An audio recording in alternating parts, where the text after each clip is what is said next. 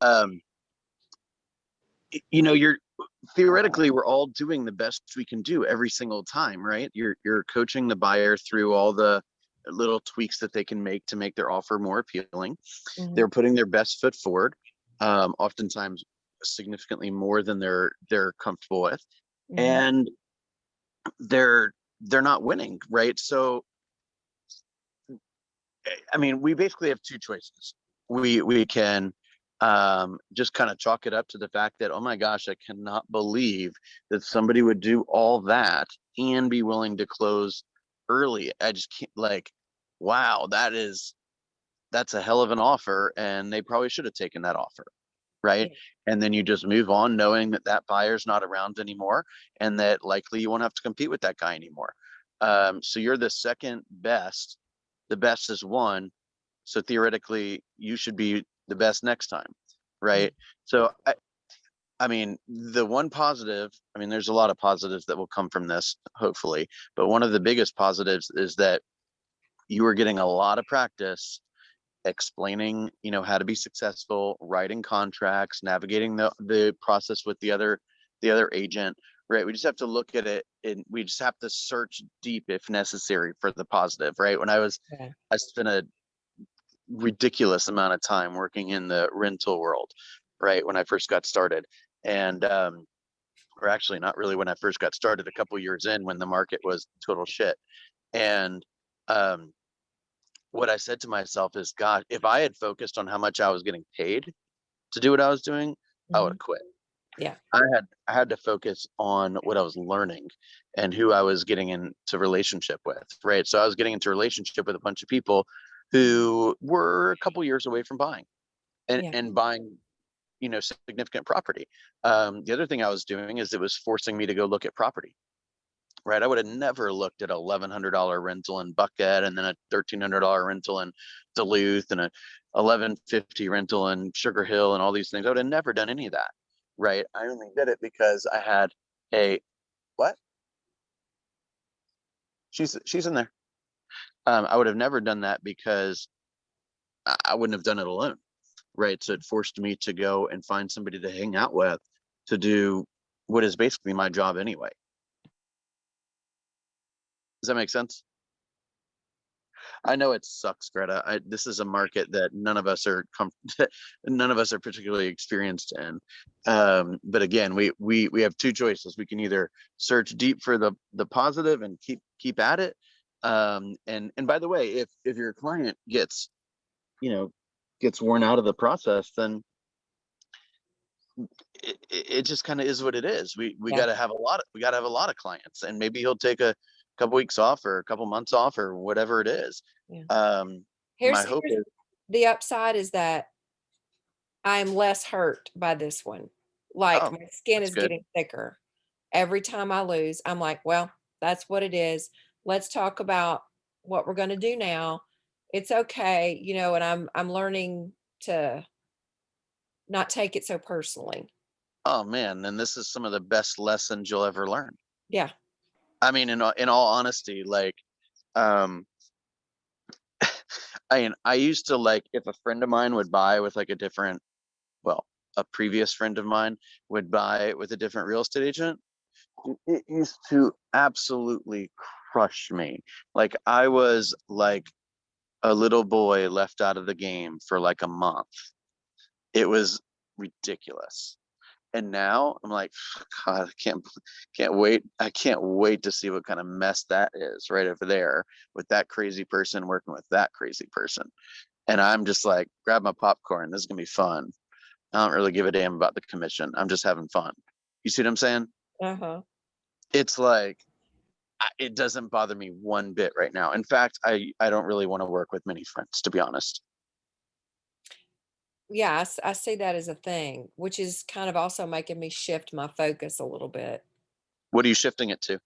It's people I don't know, so I need to Yeah. be in there more cold calling, more looking for, um so that they don't have a preconceived notion of who I am and what I know and what I don't know, and am I new or am I whatever?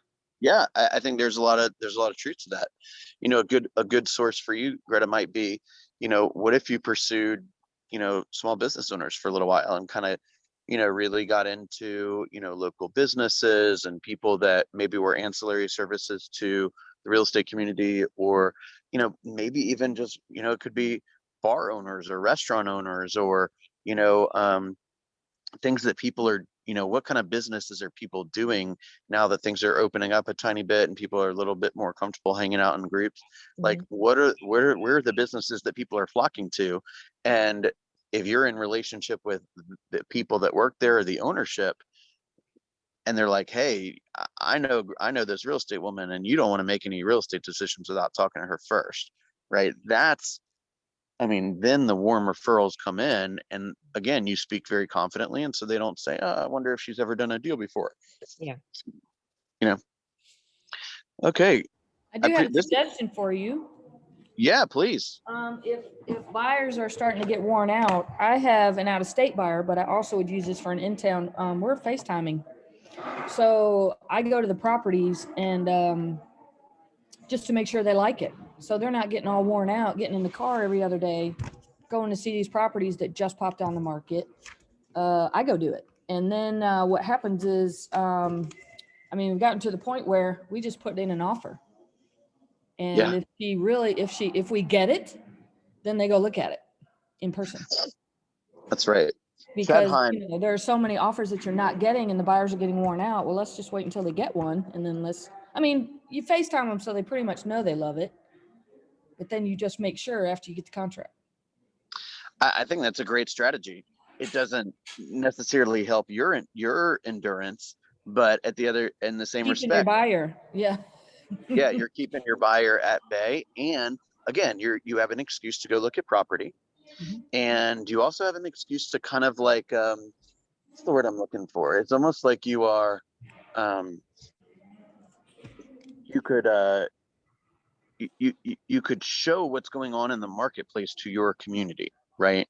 So you Yeah. go into a house in, let's say Smyrna, and you're like, all right, today I'm looking at some homes in Smyrna for my buyer, and they That's want to be brilliant. I haven't been doing it through near FaceTime. the city center, and here's a picture of the city center. Got this great coffee shop and this great burger place, and oh, that's where the field where all the athletics are, all the sports are, or whatever.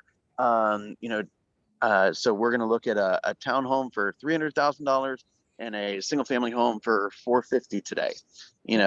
Come on board. Tune into my Facebook page for a live walkthrough or something like that, right? And then the next day, you're like, all right, we're in Duluth today. Oh, hey, we're in Dunwoody today. Sweet. Driving by a community that my a prospect of mine had inquired about. Here's an example of a $450,000 home in Dunwoody. It's right next to Vanderlyn High School or Vanderlyn Elementary School, which is one of the highest rated elementary schools in the state. You're it's almost like you could think of yourself as almost like a newscaster for the real estate world, right? If somebody were to tune, like, people want to or you want people to think of you as the real estate resource, right? So, So like Channel 5, they're the news resource, right? So if there's like a feel good story, unfortunately we don't get too much of that, but if there's like, somebody's sick or somebody died or something's controversial, we're gonna show some news about it, right? so question Yeah.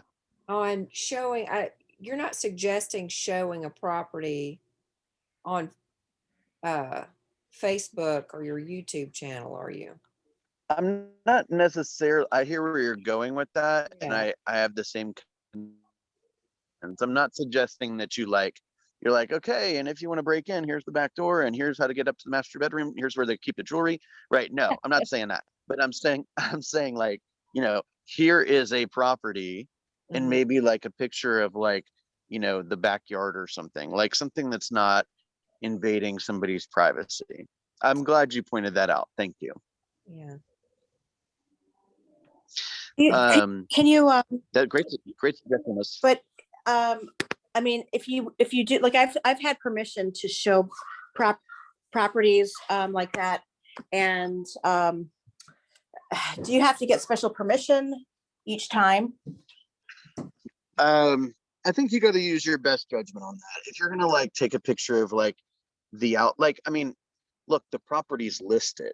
Like if anybody like wants to see the flow of the house, they could pretty much go online and see the flow of the house. So like, I don't think taking a picture of like the front of the home is like, overly problematic. Right. But if you're going to start like going in and out of each room and like be broadcasting that live on the web, yeah, I think you should probably get permission. If not do it. Make sense? Yeah, thank you. That was good. Yeah, good. Thank you for pointing out those couple of items. Okay, You what can else? request that in showing times. You can request to do a video tour or even just for photography in showing times. And then if it gets approved, you're approved and you have the approval, so it shouldn't be a problem. Oh, so that's a little different, Heather. So, well, I think, let me make sure we're saying the same thing. So when showing time says you can do a video tour, in my opinion, that is like a one-on-one FaceTime type video tour like Liz was describing. Right, but there's also a button that says photography too, though. Or an option that says photography.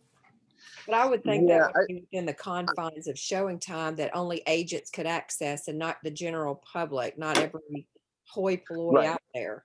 Right. I would I've venture put to in say there, that's I wanted to take a video, like I wanted to take a marketing video in the like notes section where it gives you a section to write a note.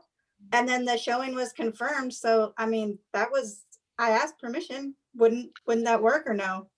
oh God, I don't know about that. I think if it was me and I was looking at that instruction, I would say that photography and video is for the benefit of you and one client, not for like a Facebook Live. Right. Okay. So if yeah, I mean, I don't really care if the buyer's agent goes in and takes a video of the home for their own buyer, but if they went and put it on the web and used it for their own like, communication purposes, I'd be like, what the hell are you doing? It'd probably be a lot more vocal than that. Cool. All right. So in a few minutes, we're going to talk a little bit about kind of wrapping up the first quarter and kind of making sure that we have the appropriate momentum going into the second quarter. How are you guys, over the last 2 weeks or so that we've been talking about, kind of this transition into the second quarter? What have you guys been doing? What activities have you done? Have you created any additional systems? Have you done some additional practice of your presentation and your scripts? Like, how is second quarter going to be different from first quarter?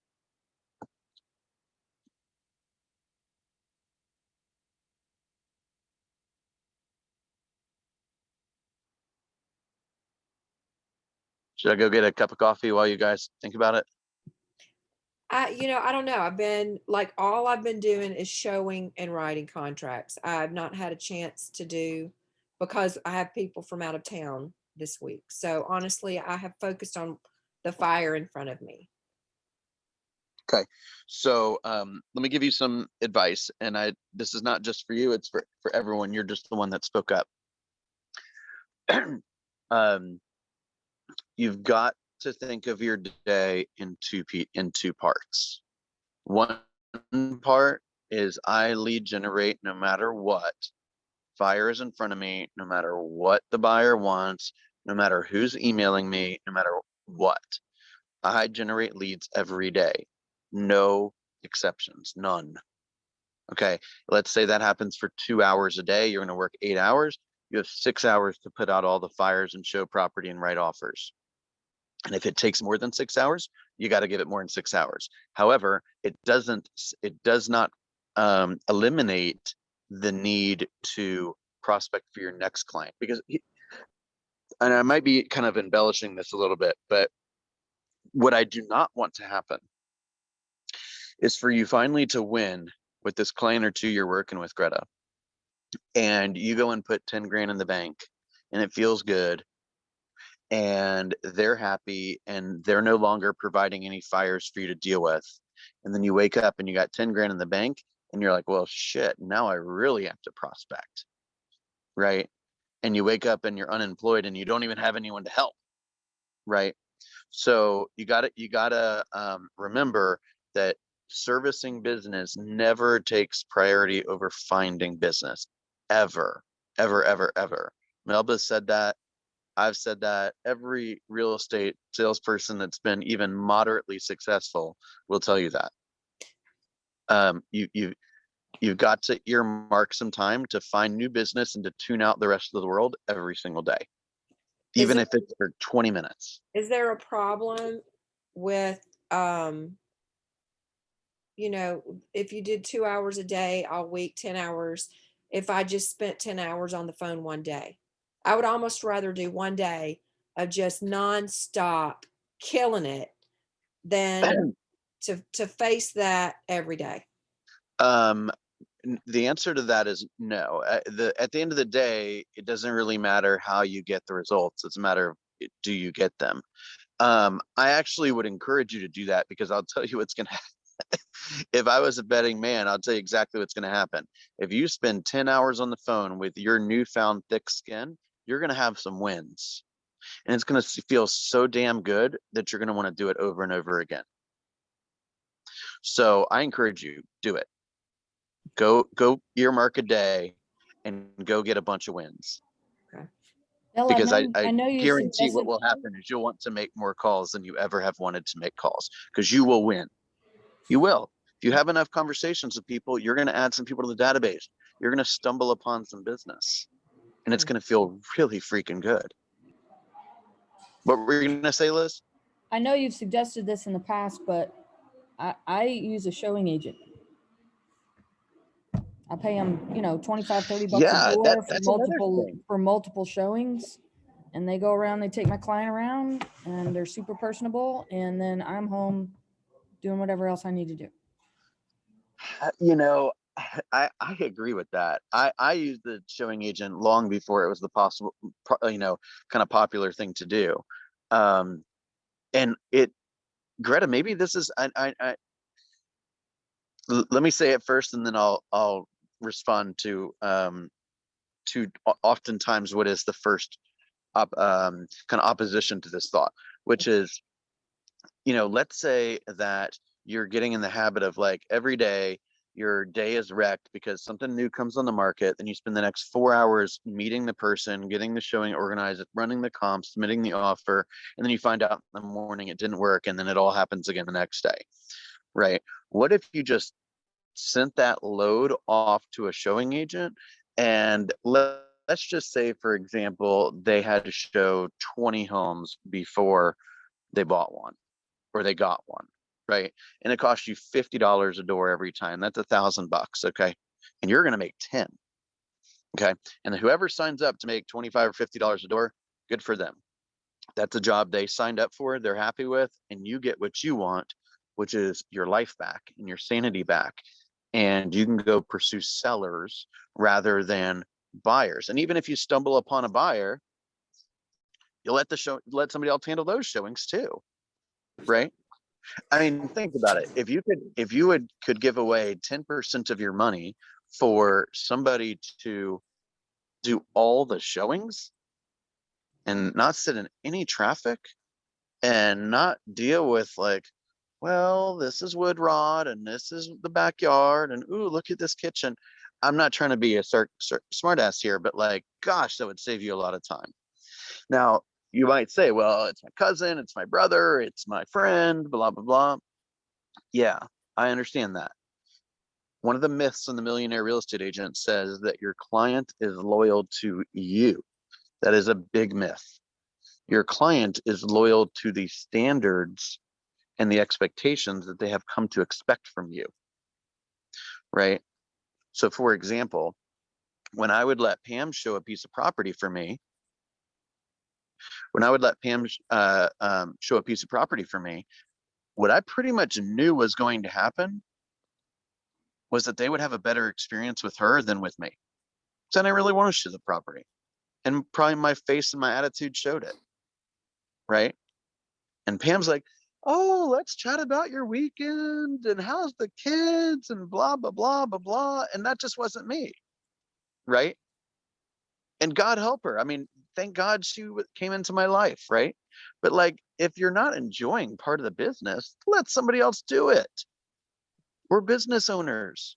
Okay, you think the chef that starts a restaurant, like,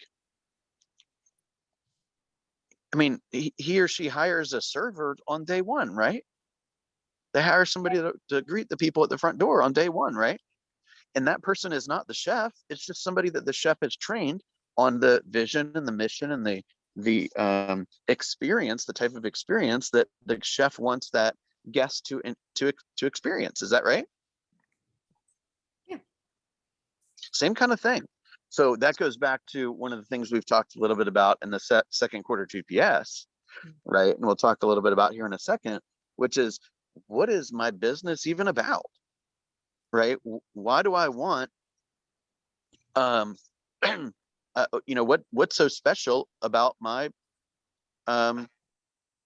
business? Why would somebody choose to work with Greta when they could work with Liz, right? Does Liz support a particular charity that speaks to me? Does Liz have a, kind of a way of communicating the data of the market that speaks to me? Did she surprise and delight me when no one else seemed to care? Does that make sense? Yes. All right, beautiful. I'm going to hit the stop button real fast.